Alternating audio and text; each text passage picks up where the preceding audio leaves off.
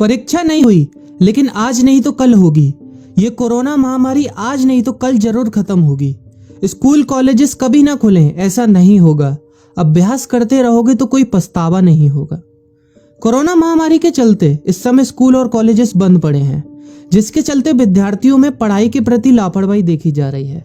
इसी को देखते हुए मुंबई के एक स्कूल में हमारे पुराणों में लिखित एक कहानी सुनाई गई और विद्यार्थियों को इस कहानी के जरिए एक मैसेज दिया गया, एक सलाह दी गई।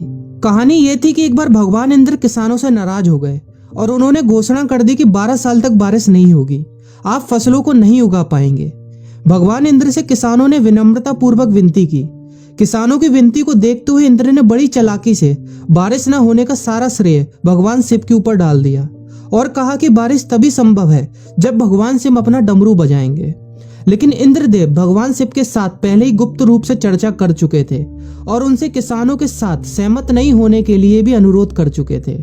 जब किसान भगवान शिव के पास बारिश के लिए विनती करने के लिए गए तो उन्होंने भी कह दिया कि बारिश तभी होगी जब मैं 12 साल बाद अपना डमरू बजाऊंगा। निराश होकर वापस लौटते किसानों ने 12 साल तक इंतजार करने का फैसला किया। लेकिन उनमें से एक किसान वापस लौटकर नियमित रूप से अपना काम कर रहा था, खेती कर रहा था, यहाँ तक कि बीज भी बो रहा था। अन्य किसानों ने यह देखकर उस किसान का मजाक उड़ाना चालू कर दिया। कुछ किसानों ने उससे पूछा भी कि आप अपना समय और ऊर्जा क्यों बर्बाद कर रहे हैं, जबकि आप जानते हैं कि 12 साल तक बारिश नहीं होने वाली। उस किसान ने जवाब दिया कि मुझे पता है कि बारिश के बिना मेरी फसल नहीं आएगी, लेकिन मैं ये सब केवल अभ्यास के रूप में कर रहा हूँ। 12 साल बाद मैं फसलों को उगाने और खेतों में काम करने की प्रतिक्रिया को भूल जाऊंगा। शरीर की काम करने की आदत छूट जाएगी और शरीर आलस का शिकार हो जाएगा।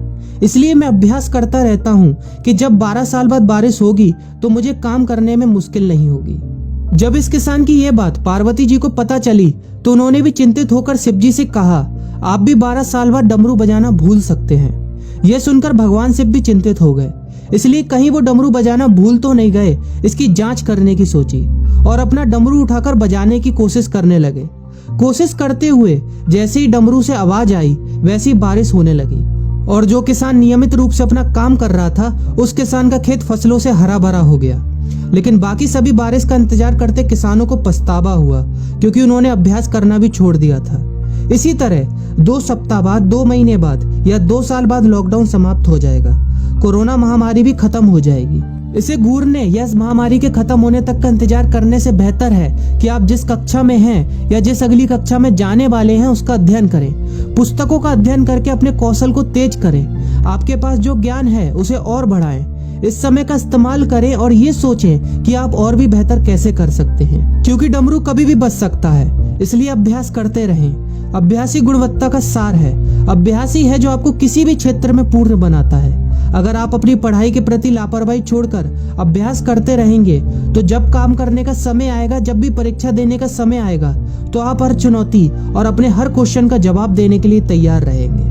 अपना ध्यान रखें और अपनों का ख्याल रखें, क्योंकि कोरोना अभी गया नहीं है। घर पर ही रहने की कोशिश करें ताकि आप भी और अन्य भी सुरक्षित रहें और नियमित रूप से अभ्यास करते रहें।